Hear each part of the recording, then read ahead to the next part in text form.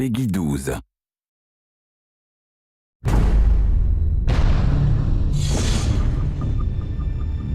What things like the film allow Green Lantern to do is come alive for real. You see the constructs come to life. You see that energy dissipate. You hear the sounds. You see the big scopes of Oa and Zamora and all these other planets. There's something about Hal Jordan himself, because unlike every other superhero, Hal Jordan and Green Lantern are essentially the same. He is a bit of a throwback character. Hal! He comes from that generation of the right stuff. He is a daredevil. He's a guy who leaps first and then thinks on the way down. There's something I really love about his gut instinct. Your name? Hal Jordan.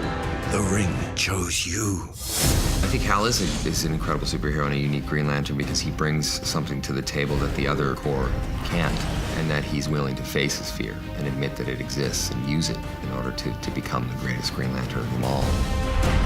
Ryan Reynolds is the perfect Hal Jordan for me. He has that humor, he has that swagger, that cockiness. When the chips are down, he really gets serious. He really steps up to the plate. The ring said it was a great responsibility. Responsibility? You? Let's hope so. Well, the great thing about Green Lantern Rise of the Manhunters is that there was a lot of time and energy and effort spent on making sure that it didn't repeat the movie. It's like watching the movie, but you get to actually control it. It's kind of cool, I think, for people that are, that love the movie and people that haven't even seen the movie yet. The main storyline for Green Lantern, The Rise of the Manhunters, begins actually many, many years ago because the Guardians had created their first police force, which were the Manhunters. They didn't work out. They sort of went rogue. So the Guardians discarded them and created the actual Green Lantern Corps.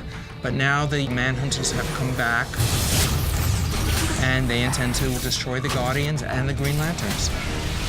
I think it's going to appeal to Green Lantern fans because it's almost like getting a sequel. It's the character that we know from the film, but it's set in a whole new world with whole new threats, and I think that they're going to love that. I think that the Manhunters in the video game are pretty damn interesting. I mean, I almost wish that they were in the movie as well. They're pretty cool. The whole concept of Green Lantern is perfect for a video game because the ring uses energy, the ring needs to be recharged, the ring creates all these different constructs, the ring can let you fly, it can protect you. It's just perfect for a video game. One of the strengths of Hal Jordan and all the Green Lanterns is that they create all these images from their rings. They create these things that are weapons and other forms.